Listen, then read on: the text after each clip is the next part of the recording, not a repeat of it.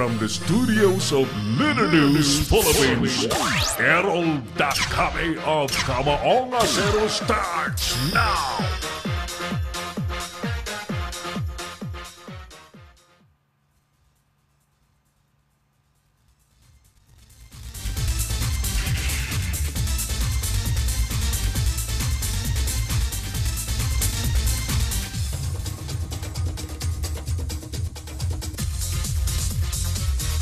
Hi! Hello! Mga kaibigan, muling sumasa niyo po ang tigasing palatuntunan sa Pilipinas. Ang programang Kamaonga Zero. Tama po kayo, kung na po ito si Errol Dakame. Welcome po sa ating pang-Miyerkules na edisyon ng ating palatuntunan. Na isa po ang ating agenda, kundi walang iba kundi ang magbigay po ng totoo at hindi peking mga balita. Tayo po ay live nang napapanood sa buong mundo mula po sa studios ng Leader News Philippines. At pwede niyo po kaming tawagan or text sa naman po mga concerns sa 0927-494-2171 para sa Globe at 0949-736-5000 para po sa Smart subscribers. Magandang hapon pong muli sa inyong lahat. Ito na po ang hanay ng mga maiinit at naglalagablab na issue sa ating bansa. Commission on appointment, pinalusot na si Abbas bilang chairman ng COMELEC. 10 suspect sa Atio Slay case, posibleng ikulong na sa City Jail. Babae group na tumutuligsa sa anti-women stands ni Duterte. Politika lang ayon daw sa Malacanang. Pilipinas at Kuwait sabay na magbabantay sa kalalagayan ng mga OFW. Nanalong kapitan, nais ipatanggal ang natalong nakababatang kapatid. Buntis at 10 iba pa katao sa pool ng kidlat sa Negros. Oras po natin alas 4:23 na po ng hapon. Welcome po sa ating Wednesday edition ng Kamaonga Zero program. At tayo po ay live sa ating social media sites, ang Leader News Philippines FB page at sa ating YouTube channel, Leader News Philippines. Habang tayo po ay patuloy na nagpapasalamat sa suportang pinagkakaloob po ng Wow News FM Rojas, Palawan at Wow News FM Taytay, Palawan. Sa Rojas, ang Wow News FM ay mapapakinggan po sa 97.1. Samantalang sa Taytay, Palawan, ang sikat na himpilang Wow News FM ay nasa 98.5. Good afternoon kay partner Pedi sa Bando Bautista or Pedi Bautista sa Bando. Ayan. Tayo po ay all systems go para sa ating public service sa araw pong ito. Kapiling natin ang buong pwersa po ng Leader News Philippines News and Current Affairs team. At tayo po ay lumilipad na ng matayog sa pamamagitan ng ating co-pilot Engineer Oliver Lico.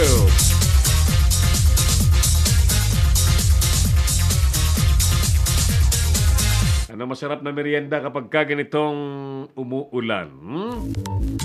Salamat naman at kahit papano, yung alinsangang nararamdaman po natin sa tindi ng tag-araw at tag-init ay naiibsan kapag bumubuhos po ang malakas na ulan. Sige, alamin na natin ang latest update mula sa Senado. Lugar na binabantayan po ni partner Jojo Sikat. Sapagkat kahit po nakareses ang Senado, marami pong activities at official functions ang ginagawa pa rin dyan, except for having the regular session, ano? Kaya yung mga reporter na kasama po natin, mga kapatid natin sa hanap buhay, mga mamamahayag ay tuloy ang kanilang trabaho. Ganyan din po ang nangyayari sa Kongreso.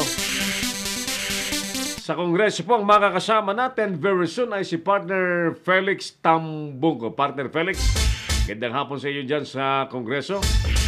Yan po yung mga kapatid natin sa hanap buhay na nasa DCRJ AM 810 AM Manila. Ayan. So, pinagsasanib natin ang puwersa ng AM, ng FM, at ng online platform. Areglado, ready na si partner Jojo. Live mula po sa Senate of the Republic of the Philippines. Partner Jo, magandang hapon. Pasok! Yes, magandang hapon naman siya kasama ng Errol. Nakakuha nga ng unanimous vote mula sa Makapangyarihan Commission on Appointment. Itong dito sa may commission, si Commission on Election Chairman, Sheriff Manambayan Abasa. Si Abasa ay una nang napili ni Pangulong Rodrigo Duterte noong nakalipas na taon bilang kapalit na resigned COMELEC chairman na si Andres Bautista. Bago naging pinulungan ng komisyon, nagtatrabaho itong official bilang law professors at acting assistant regional director ng Civil Service Commission sa Autonomous Region of Muslim Mindanao. Nakapit dito si Abbas yung law degree sa Ateneo de Davao University noong 2004, habang yung undergraduate degree naman sa philosophy ay nakuha niya sa Notre Dame University sa may Cotabato City noong 1999.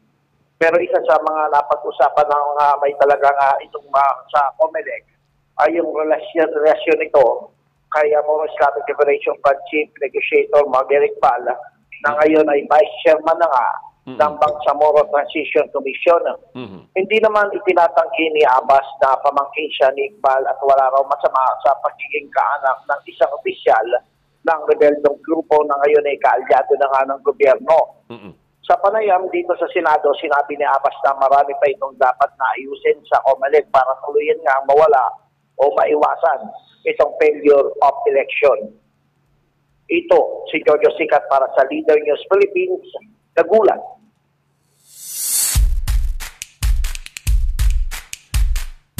Thank you, partner Jojo Sikat, live mula po sa Senado. At binantayan po ang proceedings ng Commission, ang Makapangyarihan Commission on Appointments. So, what we can say, congratulations kay Chairman Abbas na ngayon po ay full-fledged Commission on Election Chairman. Kasama po ang iba pang mga commissioners na siyempre mamahala sa lahat pong halalan sa bansa, mapalokal, national at presidential. Napakahalaga po ng papel ng Commission on Elections sa pagpapanatili ng demokrasya sa isang bansa tulad po ng Pilipinas. Si Errol Dacame, ang Kamaong Asero. Thank you sa mga nanonood sa atin. Good afternoon at pakibati si Menchi bilang punong barangay ng 526 Zone, ano yan? Zone 52? Yeah. Congratulations sa Kapitana Menchi. Pag sinabi punong barangay, di kapitana nga eh. Babae, di kapitana. Congratulations, Kapitana Menchi. At magandang hapon sa tropa ni Boots. Nakauwi ka na ba, Boots? Nagdiwalaw ito sa kone. Saan ka ba nakarating? Huling nakita kong mga post mo ay nasa ano ka eh? Nasa Hong Kong. Nasa Hong Kong. Araglado, sige. Sino pa mga nanonood sa ating palatuntunan? Huwag niyo po kaligtaan na i-like at mag-comment po kayo sa ating FB page nang mas marami po ang nakakaalam sa mga isyong dapat nababatid po ng lahat, ano? At ang social media kasi po ay this days ay napaka-powerful at ninanais po nating magamit po ito sa tama at sa ayos na mga agenda. Areglado!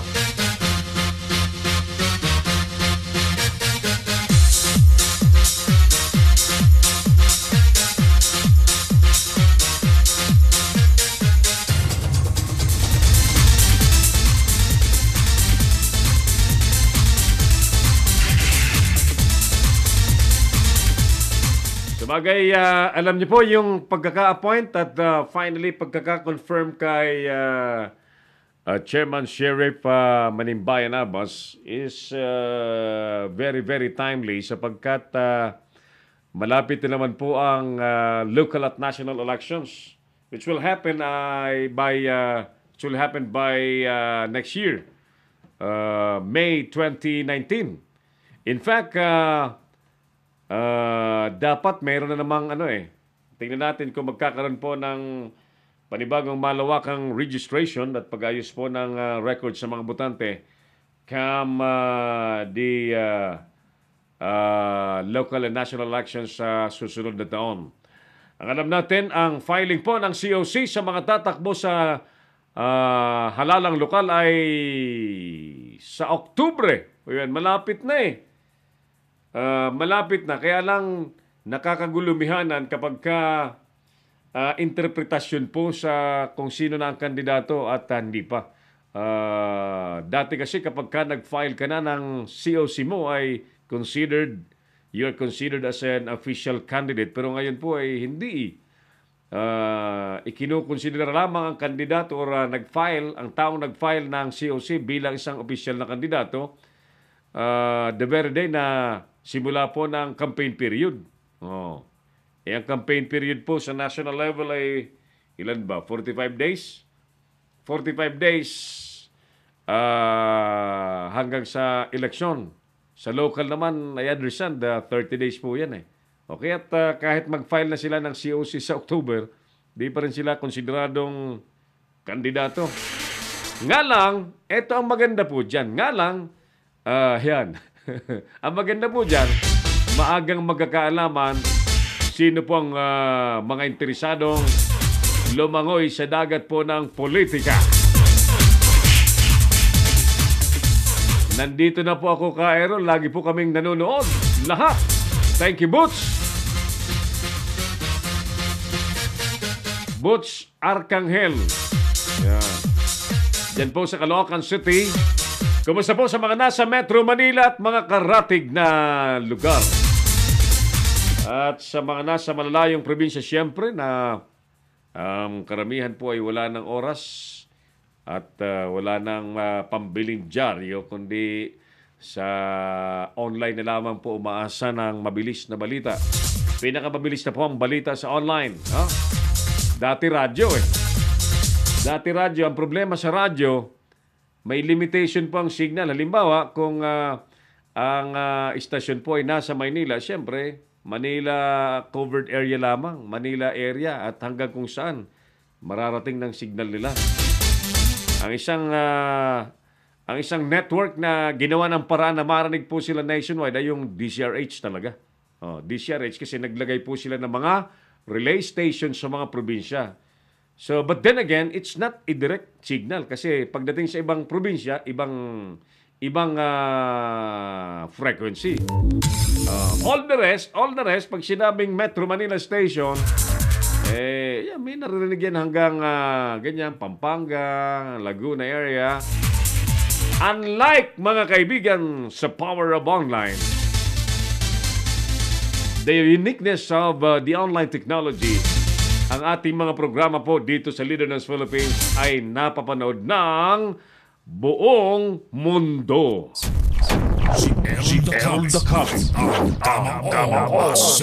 Yes, buong mundo ang ating palatuntunan kahit binabati po natin ang mga OFW o kahit ang mga Pilipinong sa abroad na naninirahan at hindi naman OFW.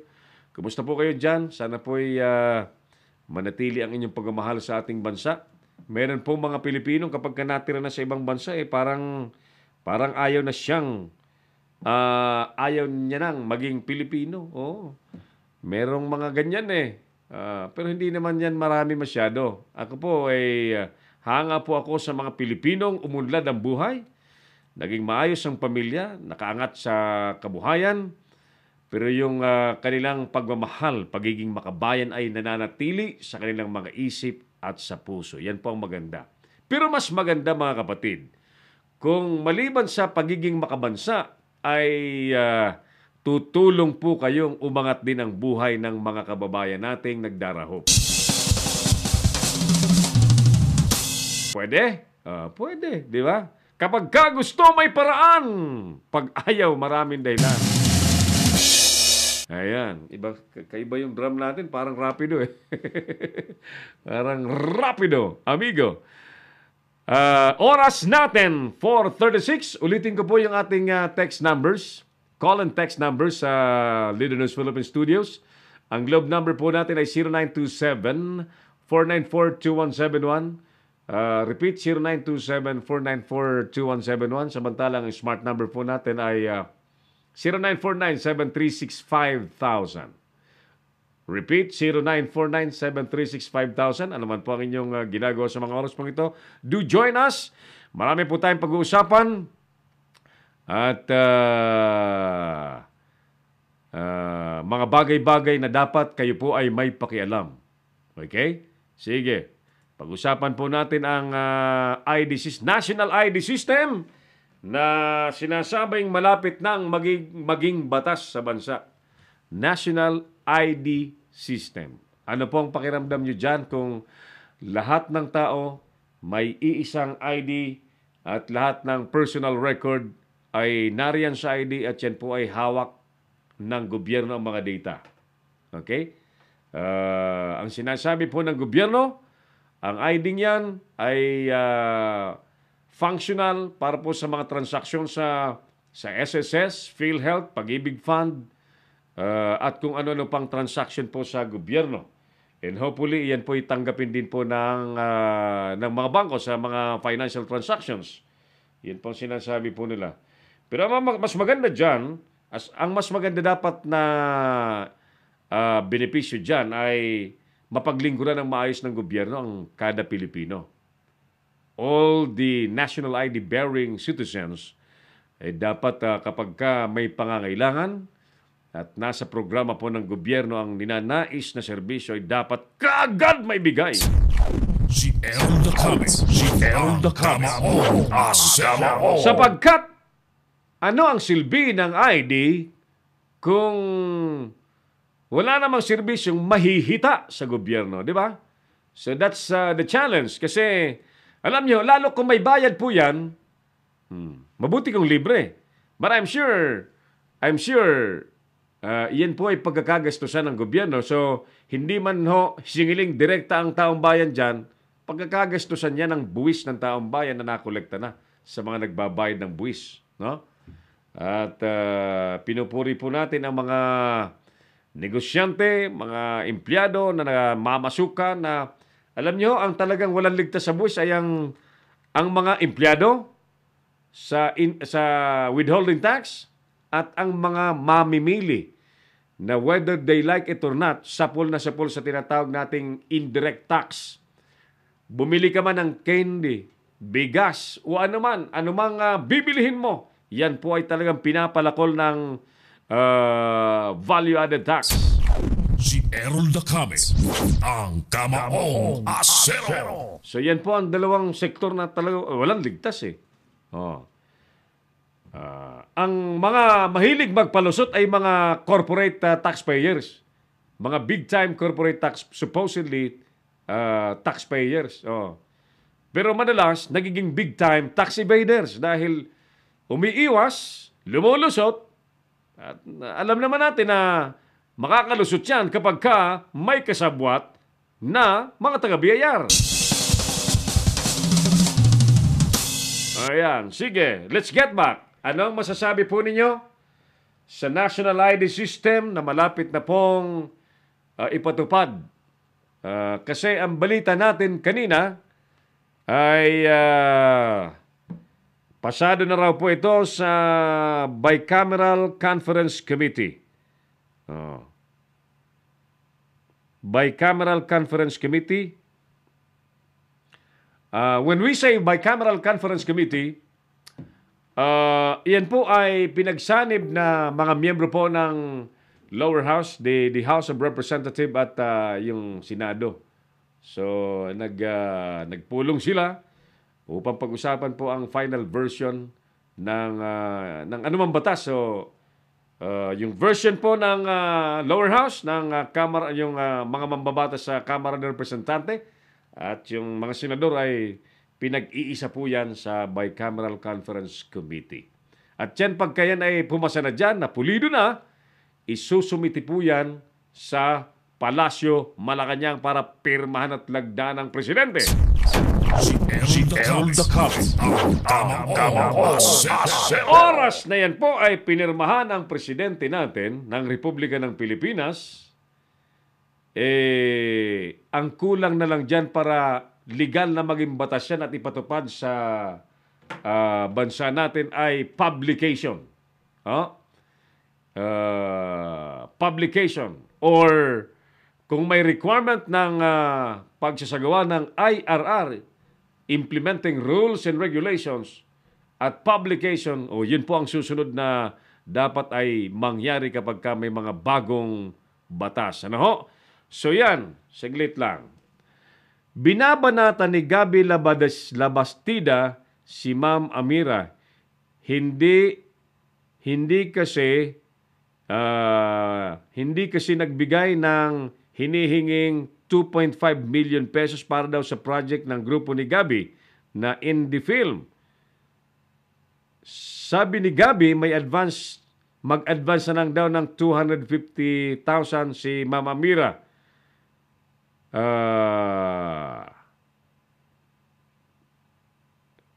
Dahil hindi nagbigay ng advance at hindi maliwanag kung saan paano yan kikita at mababawi ang gagastusin sa indie film, binabanatan ngayon ni Gaby Labastida si Ma'am Amira. Teka muna.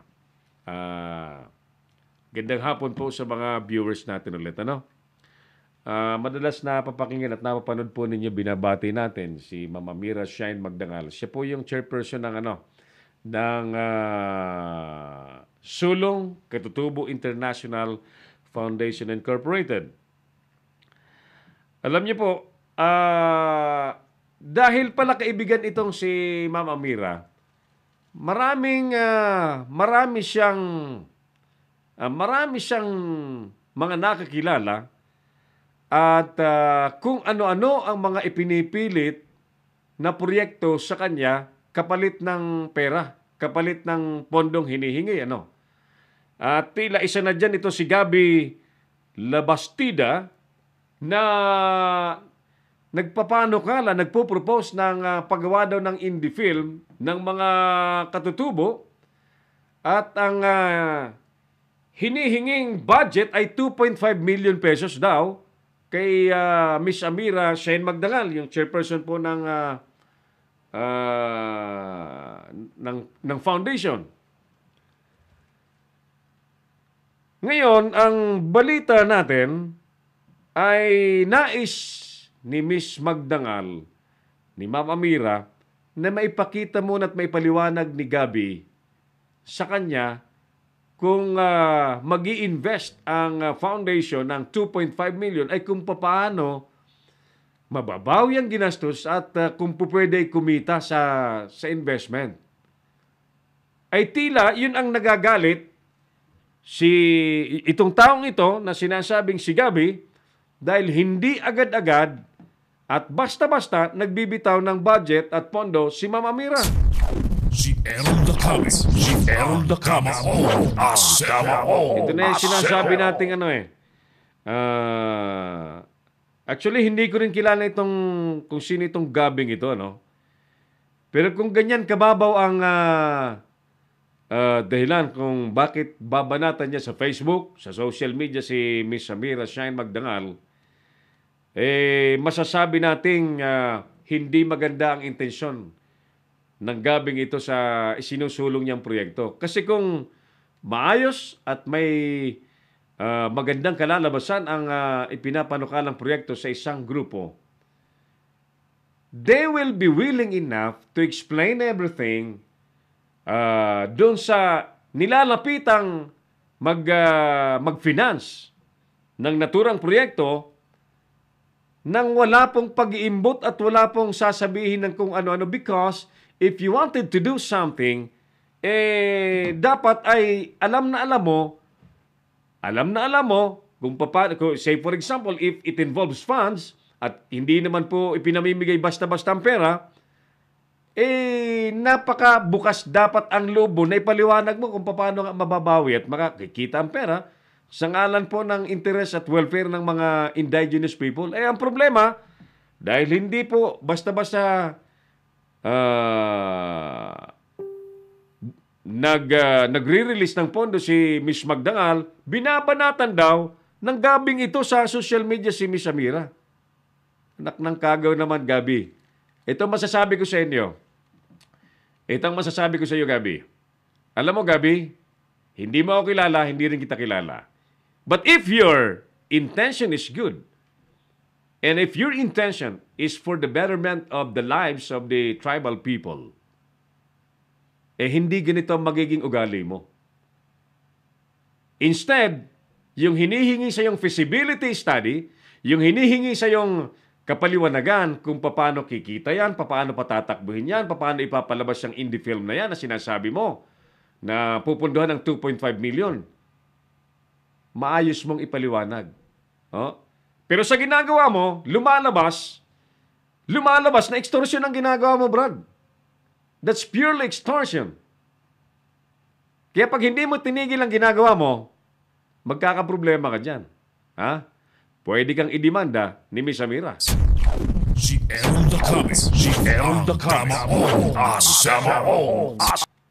Ulitin ko ha, kung maganda ang inyong adhikain, kung maganda ang inyong pakay sa pinapanukala ninyong proyekto, bakit may ganyan kang ginagawa sa social media ngayon? Bakit? And therefore, with what you are doing right now, may maitim kang balak. Itigil mo na yan dahil hindi ka magtatagumpay. Si Aaron the Comet. Si Aaron the Comet. Alright, sige. Itong isyong ito ay babantayan natin kasi alam nyo, si Miss Magdangal ay napakabait na tao. Napakapalakaibigan. Ganon kababa ang loob niya sa mga lalo. Kaya nga mas pinili niya pong magtayo ng foundation para isulong ang kapakanan ng mga katutubo because her heart bleeds for the less fortunate, yung mga less privileged na Pilipino. In this case, ang gusto niyang pagtuunan po ng pansin ay yung mga katutubo. Pero along the way, habang may ganyan po siyang advokasya, may mga tao pong tila gustong-gustong magsamantala. Sumasakay sa advokasya, pero gusto lamang mag-take advantage sa pagiging mabait ng tao. Ulitin ko, Gabi, if your intention is good, you should not be doing this. You have to stop it now. You have to stop it now. Si Aaron the Comet. Si Aaron the Comet. Alas 4:49 na po ng hapon. Tuloy tayo. Samantala, ongoing na pala at in-effect na yung bagong patakaran sa Bureau of Customs, Partner Oliver. Napakahigpit na pala ngayon, ano? Kahapon binalita natin na there was a memorandum that obliged the shipping lines, the airlines na sundin ang bagong patakaran na Advanced Cargo Manifest Submission. Oo. Tawagan nga natin ang isa po sa mga kaibigan nating nasa importation business upang mabatid natin mabatid natin ang kanilang damdamin sa naturang memo sapagkat ang paliwanag na inisyal po ni General Lapina na bagong Customs Commissioner ay upang masawata ang purpose ng naturang memo or bagong patakaran at tuntunin po sa Bureau of Customs sa mga importation ay para sawatain ang hindi matigil-tigil na smuggling sa Bureau of Customs. Si Aaron the Comet. Si Aaron the Comet. Alamin natin ang opinion ni Ma'am Mary Zapata patungkol po rito sa bagong memo ng Bureau of Customs. Exclusive sa ating palatuntunang Kamaong Asero. Sa oras pong 50 minutes after 4 in the afternoon, mga kaibigan, Nasa linya na po natin ang Pangulo ho ng Aduana Business Club sa katauhan po ni Madam Mary Zapata. Isang very, very active at lihitimong importer na masunurin po sa batas. Tingnan natin kung ano ang kanyang damdamin dito sa bagong memo po ng Bureau of Customs. Madam Mary Zapata, good afternoon. Welcome po sa Kamao nga Zero program sa Leader ng Philippines. Ay, magandang hapon sa ating lahat. Apo. It's our pleasure to have you once more dito sa ating palatuntunan. It's a quite long, medyo matagal-tagal na tayo hindi nagkukwentuhan. Alright.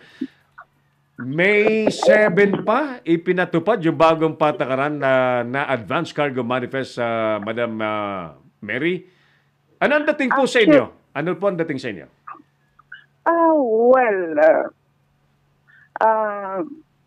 It's a brilliant move. Magandang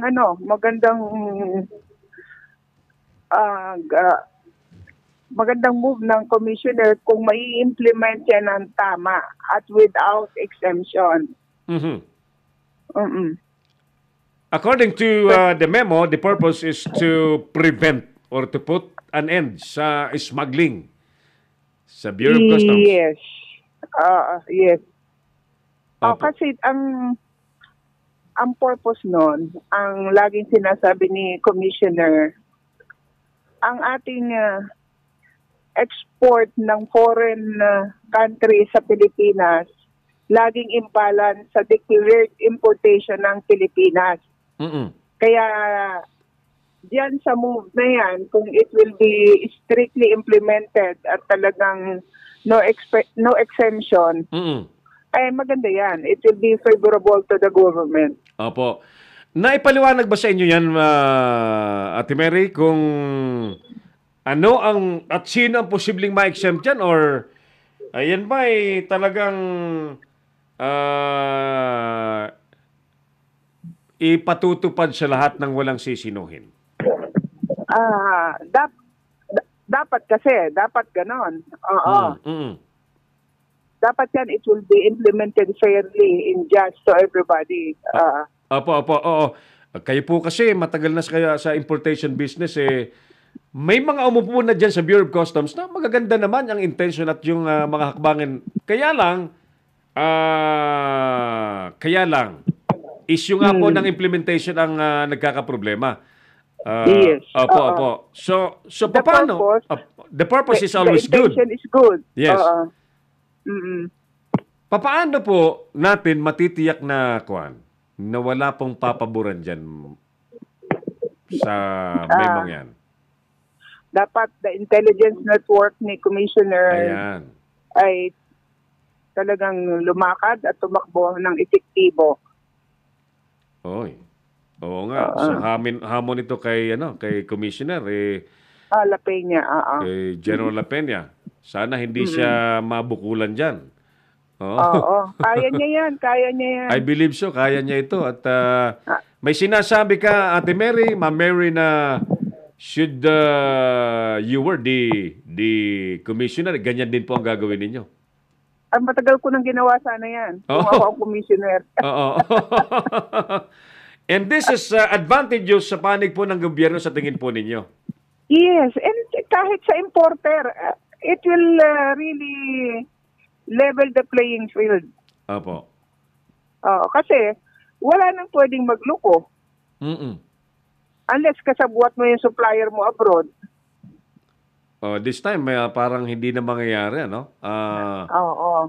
So, the challenge perhaps ay yung implementation talaga. It is a matter of how you are going to implement. Yeah. Okay. So, sige, tingnan natin. At all we can do right now is to support this move. At pagka may nakolekta namang magandang buwis ang gobyerno, kailangan maipondo naman sa mga proyektong para sa taong bayan. Ate Mary, ikaw ba'y may suggestion para sa pamunan ng Bureau of Customs? Ay, wala namang bisa yung sasabihin ko. Let them, Sa bagay. Let them think of it. Sila rin naman ang mga masusunod yan. Oh, they're the gods of their own office. Pero alam Tayo nyo kasi, isang hamak na tagasunod na lang ngayon. although ang stakeholder talagang kailangan kinakausap din kahit paano. Well, that is our suggestion na magkaroon ng commissioner hour even once a week or twice a month. Yes. Oo. Pero wala pa eh. Sana ibalik yan at maganda naman ang kahihinatnan niyan kapag may komunikasyon. Baka masyado palang busy si commissioner sa dami ng problema. Opo. Alright, so Ate Mary, maraming salamat sa oras po ninyo na ipinagkaloob sa Leader News Philippines sa Kamao ang Asero program. Sa ulitin po, maraming salamat, Madam. Thank you and good afternoon. Si Errol Dacame, ang Kamaong Asero. Miss Mary Zapata, ang presidente po ng Aduana Business Club. Samahan po ng mga importers na siyempre ang transaction po ay dumadaan sa Bureau of Customs. Pabor siya, as you have heard, pabor siya sa naging bagong patakaran ng commissioner towards the transactions dyan po sa Bureau of Customs, sa importation transactions na kailangan mula pa lamang doon sa bansang panggagalingan ng mga produkto nakadeklara ng tama at nakadeklara in advance. Ang tawag po doon sa papeles na kailangan ay Advance Cargo Manifest. At lahat ng related papers ay kailangan isumite. Ayan. So, sana, tingnan natin kasi ang general overall objective ng naturang patakaran ay sawatain, tuldukan ang hindi matapos-tapos na smuggling sa bansa. Si Errol Dacame, ang Kamaong Asero. Alright, 58 minutes na makalipas po ang alas 4 ng hapon. Napakabilis ng aming oras. Siguro hindi tayo mag-full hour today dahil may lakad tayong importante. At pasadahan na lamang natin itong ilang mga issue. May mga lalakarin tayong importanteng papeles para sa mga taong dapat makaalam kaagad ng naturang imbitasyon. So, congratulations ulit kay Chairman Abbas ng COMELEC na ngayon po ay full-fledged ng Chairman ng Commission on Elections, Sheriff Manimbayan Abbas. Sir, congratulations and count our support para sa mas maayos na pamahalaan ng COMELEC. Kung kailangan po ninyo ng oras para sa mga dissemination ng regulasyon, patakaran, anunsyo po ng Commission on Elections, ang Leader News Philippines po ay bukas para sa COMELEC. Ayos! Sige, what else? Ang ilan pa sa mga isyong binabantayan natin ay napipintong ilipat na raw po ng NBI, National Bureau of Investigation sa City Jail. Ang 10 akusado sa pagkakapas lang kay sa estudyante, sa law student na si Atyo. Na nakakulong po dyan sa NBI. Itong kasong ito ay kontrobersyal sapagkat ang mga involved po rito ay hindi mga basta-bastang mga apilyado ng mga pamilya. At ito pong mga involved po rito ay lahat po mga law students, mga miyembro po ng Aegis Juris. Napas lang po si Atyo Castillo sa pamamagitan po ng sobra-sobrang pananakit at pagpalo sa kanya na ang tawag po sa English ay hazing. Ayan. Ang mga akusado po dyan na malamang mailipat na sa City Jail ay sina Marcelino Bagtang Jr., Arvin Balag, Minway Chain, Axel Monroe Hipe, Joshua Macabale, Oliver Onfore, John Robin Ramos, Hans Matthew Rodrigo, Jose Miguel Salamat at Ralph Trangja. So imagine, ilang kinabukasan po ang nasira. Isang buhay ang natapos at 10 kinabukasan ng kabataan ang nasira dahil lamang po sa kalokohang hazing sa fraternity. Talaga nga bang hindi ka tunay na miyembro ng fraternity kung hindi ka sasaktan, hindi ka gugulpihin? Hindi ako naniniwala sa ganyang prinsipyo. No? When I was in college, I was recruited by a prominent fraternity. Yung unang initiation sa akin, partner Oliver, pinaglalaba ko ng gabundok na labahin ng master. Sabi ko, Sir, Master, may labahin din ako sa boarding house ko. Atras na muna ako. Hindi ako tumuloy. Not because nahiduwag ako sa paglalaba, kundi I don't like the principle. I don't like yung ganong style ng ako, I will submit myself sa mga mas makabuluhang organisasyon na inirerespeto ang isang tao sa kanyang kakayahan, sa kanyang kapabilidad, at hindi sa physical capacity, palakasan ng katawan. Hindi, wala yan. Pagka ganyan, tingnan mo, may namatay. May babalik pa ba ninyo ang buhay ng namatay? Of course, hindi na. So, yan po ang latest sa kaso ng pagkakapas lang kay Atio Castillo, isang estudyante sa law school na nasayang lamang po ang buhay dahil napatay sa hazing. Alright, sige. Samantala, 10 katao pa at isang buntis, bali 11 lahat ang tinamaan naman po ng kidlat sa Negros. Ang magandang balita po ay wala pong namatay. Wala pong namatay. So, mabuti na lamang. Isa pang isyong tinitingnan natin, sana po ay magampanan ng mga nasa embahada po ng Pilipinas sa Kuwait at tutuhanin din po ng mga Kuwaiti officials na pangalagaan ng interes ng mga OFW yung nasa kanilang bansa.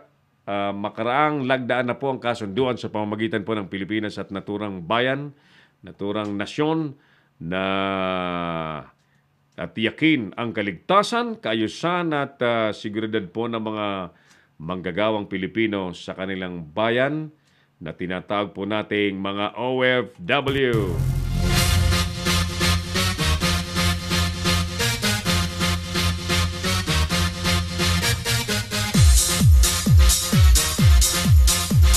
Ayan, thank you. Manoy Jun Bornasal, thank you. Nanonood si Manoy Jun Bornasal. Meron din po siyang online program sa kanyang Puna at Banat shows. Nasaan na ba si Manoy Jun Bornasal? Nasa Frankland Entertainment Net Radio pa rin. Panoorin po niyo ang kanyang TV show. Also watching today sa ating palatuntunan, Yuki Yoshimura. Crystal Bale, hi! Crystal, kumusta ka na? Butchar Kanghel, Patrick Pamintuan, Roger Brown, Manoy Roger, Likawan Fernandez, Angel May Simpson. Kakaiba mga pangalan ng mga viewers natin. John Sinsano, hi John. Si Angie Puso at Felix Tambong, partner Felix. Sana makasama na natin si partner Felix sa Kongreso, ano? Nang mahatdan po tayo ng mga latest reports and news from the lower house of the Republic of the Philippines, House of Representatives. Salamat po, ang gwapo ng Manoy namin.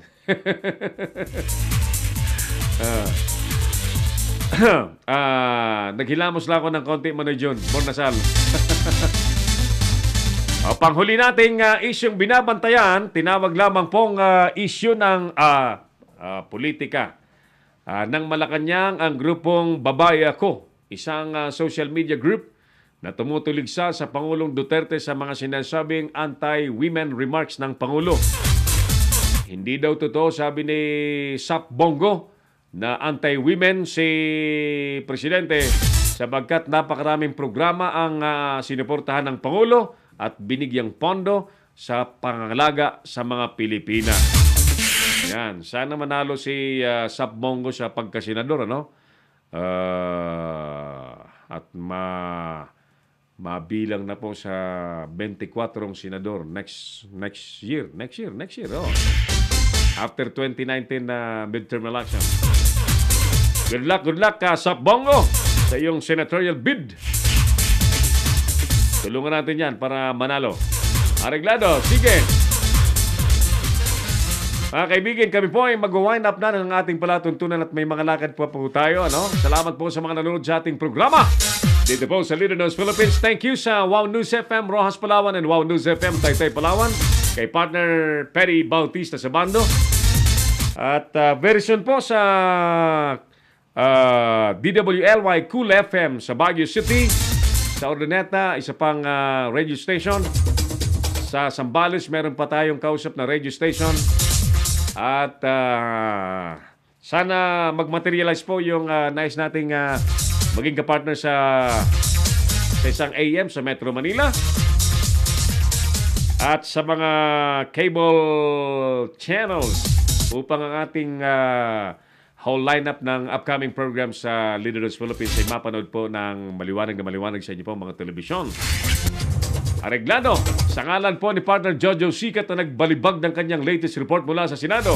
Sa ngalan po ng ating mga manonood sa Leader News Philippines, the coolest online platform in the country. At sa ngalan po ng ating co-pilot na nagpapalipad ng matayog sa palatuntunang Kamaong Asero, partner Engineer Oliver Lico. Ako pa rin po ang inyong Kamaong Asero, si Harold Dacame. Maraming salamat. God bless Pilipinas! Inyong napanood ang mga batas na banat ni Harold Dacame sa Kamaong Asero. Abangang muli dito sa Leader News Philippines.